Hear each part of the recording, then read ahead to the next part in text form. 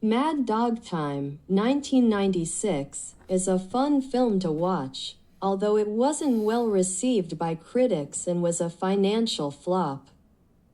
Siskel and Ebert at the movies gave the film 0 stars and compared it unfavorably to staring at a blank screen for an hour and 45 minutes. Mob boss Vic, Richard Dreyfuss, is returning after suffering a mental breakdown. Various plots and subterfuges have been hatched in his absence, and Enforcer Mickey, Jeff Goldblum, and Consigliere Ben, Gabriel Byrne, set about settling some scores before Vic's return. While competing against one another, the film was written and directed by Larry Bishop, son of Rat Pack member Joey Bishop, who appears very briefly. The film features an ensemble cast of veteran actors and entertainers, several of whom were not known for acting or were cast against type.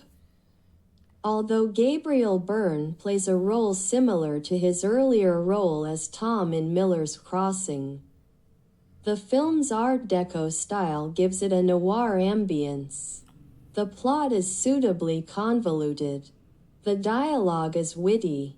Production values are solid, although it avoids costly car chases, gunfights, and pyrotechnics. Performances are solid. The characters are decidedly eccentric, but believable. The cast includes Ellen Barkin, Diane Lane, Burt Reynolds, Angie Everhart, Kyle MacLachlan, Michael J. Pollard, Gregory Hines, Billy Idol, Paul Anka, Richard Pryor, and Rob Reiner.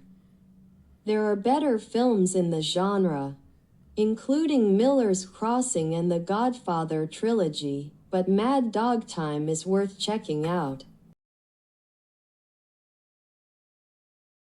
Like number 5, The Dancing Robot in Short Circuit, Ashley Wainwright craved input, fresh input. She'd milked her research into human kidney trafficking for all it was worth, with a series of magazine articles and a self-published exposé. A made-for-television movie based on her investigation into a clandestine transplant clinic in Haiti, during which she nearly became an involuntary kidney donor herself, was stuck in development hell. Now she was back in La La Land, going stir-crazy. That was entirely unfair, she reproached herself. Chadwick's mansion was more palatial than penal. She'd seen the worst conditions imaginable in Haiti, and had even spent a brief period locked in a detention cell at the secret transplant clinic, which admittedly seemed more like a college dormitory, except for the bars. Still, the sense of confinement was overwhelming. She could fully sympathize with those movie criminals who declared they'd rather die than return to prison. She looked over at Chadwick, reclining in an Eames easy chair, reading the print edition of the Wall Street Journal. Like the leather and rosewood chair, he was a classic, dressed in a polo shirt and linen slacks with a razor-sharp crease. His quick smile, limpid blue eyes and mellifluous voice instantly put the people he met at ease. He was still quite handsome despite his age, with an aristocratic bearing, like an American Colin Firth or Jeremy Irons. When Thailand announces plans to destroy 2 tons of confiscated ivory, 2 computer geeks and a corrupt customs official hatch a plan to replace the ivory with 3D printed replicas.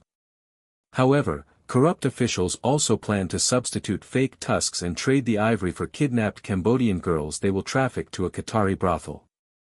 When retired assassin Ice learns of this scheme, he delivers his own brand of vengeance, served ice cold.